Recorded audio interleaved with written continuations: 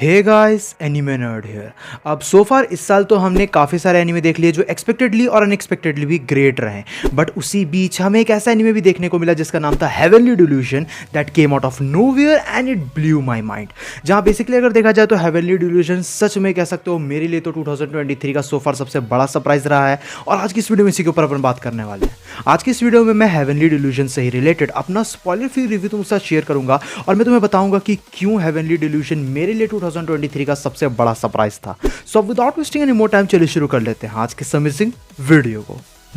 तो शुरुआत करते हैं हेवनली डिल्यूजन के बेसिक प्लॉट को जानते हुए। तो हमें दिखाया जाता है कि इन अ पोस्ट अपोकलिप्टिक वर्ल्ड जहां ह्यूमन सिविलाइजेशन ऑलमोस्ट खत्म हो चुकी है, वहां दो सर्वाइवर्स से हमें इंट्रोड्यूस करा जाता है जो है मारू और किरिको, और वो ट्रैवल कर रहे होते हैं in a search of a place called heaven. इसी के अलॉन्ग साइड हमें एक और स्टोरी दिखाई जाती है एक फैसिलिटी की where a lot of kids are getting raised secretly. और इन दोनों ही स्टोरीज के बीच में कह सकते हो कि हमें एक को रिलेशन देखने को मिलता है काफ़ी इंटरेस्टिंग साथ, जो तुम्हें एनीमे देखने के बाद ही पता चलेगा। अब बेसिकली अगर देखा जाए तो हेवनली डिल्यूजन की स्टोरी यहीं से आगे प्रोग्रेस करती है और बहुत ही ज़्यादा हमें कह सकते हो कि इंटरेस्टिंग देखने को मिली है। जहां हेवनली डिल्यूजन एक मिस्ट्री सीनन सर्वाइवल एनीमे निकल के आता है और इसके फर्स्ट सीजन के अंदर हमें टोटल 13 एपिसोड्स देखने को मिले थे। नाउ बेसिकली जैसा कि मैंने कहा heavenly delusion came out of nowhere and turn out to be absolutely amazing. जो चीज़ मुझे बहुत ही ज़्यादा सरप्राइज करती है बिकॉज इस एनीमे को लेकर उतनी ज़्यादा हाइप नहीं थी और इसके पहले ही 2 एपिसोड्स देख कह सकते हो कि इसका बहुत ही अच्छी तरीके से खुद को सेट कर लिया, जिसके बाद जो कह सकते हो कि स्टोरी अपने आप को दिखाती है, जो स्टोरी टेलिंग हमें देखने को मिली है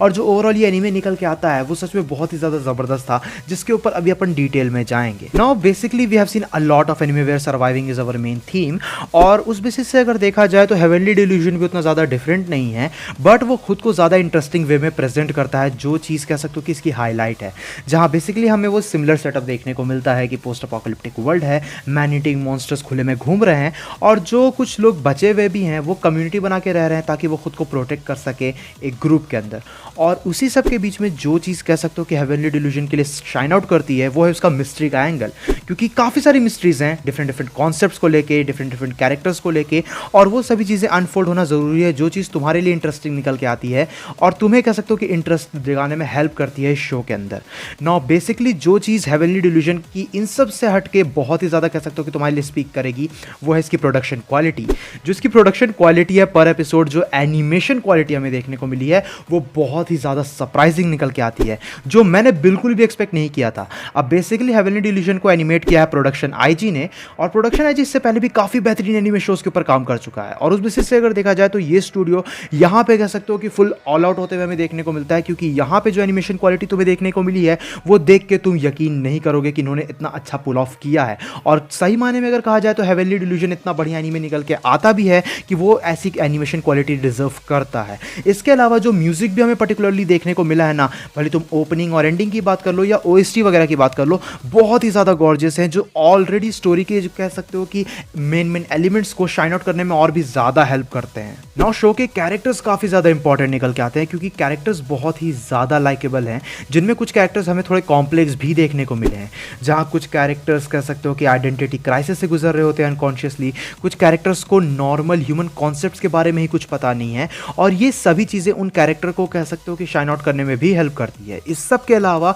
जैसा कि मैंने कहा कि मिस्ट्री एक इंपॉर्टेंट एंगल है शो का, और उससे शो बहुत ही बढ़िया तरीके से प्रेजेंट करता है, यानी कि जिस हेवन प्लेस को अपन ढूंढ रहे हैं वो जगह है क्या,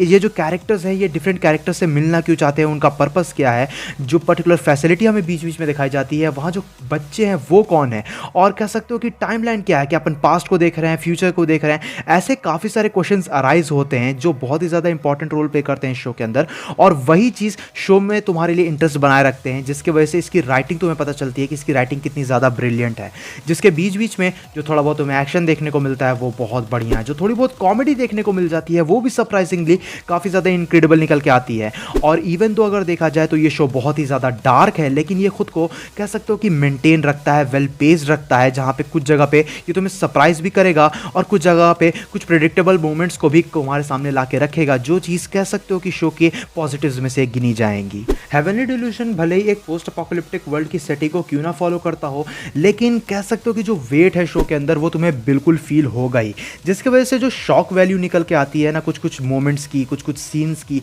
वो बहुत ही अच्छे से फील होती है। और इन सब के अलावा अगर देखा जाए तो काफ़ी सारे ऐसे पर्टिकुलर मोमेंट्स थे, काफ़ी सारे ऐसे पर्टिकुलर एपिसोड्स थे जिन्होंने मुझे बहुत ज़्यादा अनकंफर्टेबल किया, but I loved watching it. हर वीक इसके हर एक एपिसोड का वेट करना मेरे लिए वर्थ इट था, मुझे बहुत ज़्यादा पसंद आया। साथ ही साथ जो स्टोरी टेलिंग है वो खुद में ही बहुत ही ज़्यादा अमेजिंग निकल के आती है, जिसकी वजह से ही भले ही तुम किसी कैरेक्टर से एक ही एपिसोड के लिए क्यों ना मिलो, उसके साथ अगर कुछ होता है तो तुम्हें उसके लिए बुरा लगेगा, उस कैरेक्टर के लिए सिंपैथी तुम्हारे पास आती है, और वो चीज़ इसकी बढ़िया स्टोरी टेलिंग को शो करती है, जिसकी वजह से ही मेरे लिए कह सकते हो कि ये सभी एलिमेंट्स, ये सभी इंपॉर्टेंट फैक्टर्स हेवनली डिल्यूजन को बहुत ही ज़्यादा माइंड ब्लोइंग बना देते हैं। और इसी वजह से हेवनली डिल्यूजन मेरे लिए तो पर्सनली 2023 का बिगेस्ट सरप्राइज था, क्योंकि ऑनेस्टली अगर देखा जाए तो ओशिनोको के बारे में सबको पता था कि वो बढ़िया होगा, कस आका कसाका ने इसे लिखा है। इसके अलावा विनलैंड सागा सीजन 2 के रिलेटेड भी जो है सरप्राइजेस थे, वो बेसिकली मांगा रीडर्स के लिए तो नहीं थे, जो नॉन मांगा रीडर्स हैं उन्हें ही वो कह सकते हो कि एक बड़ा सरप्राइज लगा। हाँ, कह सकते हो कि प्लूटो का एनीमे जो है इस साल आने वाला है, तो जिन लोगों ने मांगा नहीं पढ़ी है उन्हें वो बहुत बड़ा सरप्राइज लग सकता है, but not for me, because मैंने मांगा पढ़ रखी है। तो उस बेसिस से अगर देखा जाए ना तो मेरे लिए हेवनली डिल्यूजन सबसे बड़ी सरप्राइज थी, क्योंकि हेवनली डिल्यूजन के मांगा के बारे में मुझे नहीं पता था, मुझे इस एनीमे के बारे में नहीं पता था। इसका पहला एपिसोड आया and it blew everyone's mind, जिसके बाद से ही ये शो कह सकते हो कि कॉन्स्टेंटली रिकमेंड होता रहा, और मैंने इस शो को ट्राई दिया, और उसके बाद से मैं अभी तक कह सकता हूँ कि ये शो बहुत ही ज़्यादा ज़बरदस्त था। ऑल्दो शो के कुछ कह सकते हो कि मेजर नेगेटिव एलिमेंट्स नहीं होने के बावजूद भी कुछ कमियाँ निकल जाती हैं। फॉर एग्जाम्पल, जैसे जैसे शो आगे बढ़ता है वो कह सकते हो कि ड्रास्टिकली अपने टोन को चेंज करता जाता है, जो चीज़ शायद कुछ लोगों को पसंद ना आए। मुझे पर्सनली ऐसे चेंजेस स्टोरी के अंदर पसंद हैं, बट उस बेसिस से अगर देखा जाए तो जो एंडिंग निकल के आती है ना, इट वॉजेंट रियली स्मार्ट, क्योंकि जो एंडिंग है वो उतनी ज़्यादा इम्पैक्टफुल फील नहीं होती है, एंडिंग जैसी फील नहीं होती है, क्योंकि एंडिंग तक तो हमें काफ़ी सारी मिस्ट्रीज़ के बारे में बता दिया गया है, लेकिन अभी भी काफ़ी सारी मिस्ट्रीज़ बची हैं। और कह सकते हो कि मेरे ख्याल से इन्हें 13 एपिसोड्स का ये शो नहीं रखना चाहिए था, कम से कम ये लोग 24 एपिसोड्स तक जा सकते थे, जिसके वजह से ही तुम सीजन 2 के लिए और भी ज़्यादा क्रेव करते हो। काफ़ी सारी एक्सप्लेनेशन अभी भी वैसी ही छूटी हुई हैं, काफ़ी सारी चीज़ों की एक्सप्लेनेशन अभी अपन को चाहिए, और वो सभी चीज़ें हेवनली डिल्यूजन को कह सकते हो कि कुछ लोगों के लिए हो सकता है मिक्स फीलिंग्स भी रखे, बट मुझे पर्सनली शो बहुत पसंद आया। इसका हर एक एलिमेंट, हर एक डिटेल माइंड ब्लोइंग था मेरे लिए, कैरेक्टर्स अमेजिंग थे, प्रोडक्शन क्वालिटी, एनिमेशन बहुत ही ज़्यादा ज़बरदस्त था, म्यूजिक ज़बरदस्त था, स्टोरी टेलिंग बढ़िया थी। ओवरऑल कह सकते हो कि इसका स्ट्रक्चर बहुत ही ज़्यादा इंक्रेडिबल निकल के आता है, और उस बेसिस से अगर देखा जाए तो मैं सीजन 2 के लिए बिल्कुल भी वेट नहीं कर सकता। ऑल्दो मैं ट्राई करूंगा कि मैं मांगा ना पढ़ूं, क्योंकि इसकी जो एनिमेशन क्वालिटी थी वो बहुत ही ज़्यादा ज़बरदस्त निकल के आती है, तो मैं वैसा ही आर्ट स्टाइल भी एक्सपेक्ट करूंगा मांगा से रिलेटेड, और वो चीज़ अगर मुझे देखने को ना मिले तो शायद डिसअपॉइंटिंग हो, जिसकी वजह से मैं तो सीजन 2 का ही वेट करने वाला हूं। तो हाँ, मुझे पर्सनली हेवनली डिल्यूजन काफ़ी ज़्यादा पसंद आया। और आखिर में बात रही रेटिंग्स की, तो मेरी रेटिंग्स रहेगी 9 आउट ऑफ 10 की। अगर तुम लोगों ने हेवनली डिल्यूजन नहीं चेकआउट किया है तो तुम इसे चेकआउट कर सकते हो। तुम स्टार्टिंग के 3 एपिसोड्स देखो, तुम्हें पता चल जाएगा कि क्यों ये इतना ज़्यादा इनक्रेडिबल है। और अगर तुमने हेवनली डिल्यूजन देख रखा है तो तुम लोग नीचे कमेंट सेक्शन में मुझे अपने ओपिनियंस बता सकते हो। सो गाइज, ये थी वीडियो हेवनली डिल्यूजन से रिलेटेड मेरे स्पॉइलर फ्री रिव्यू को लेके। आई होप्स कि तुम्हें वीडियो पसंद आई होगी। वीडियो पसंद आई तो इस वीडियो को अपना थम्स अप देना, अपने दोस्तों के साथ शेयर करना, चैनल पे कहीं से भी अगर नया हो तो चैनल को जरूर से सब्सक्राइब भी कर लेना। मेरे इंस्टाग्राम का लिंक तुमको नीचे डिस्क्रिप्शन में मिल जाएगा, तो मुझे वहाँ पर भी चेकआउट कर सकते हो। मैं मिलता हूँ तुमसे ऐसी किसी नेक्स्ट वीडियो में। Till then bye, stay tuned, stay awesome.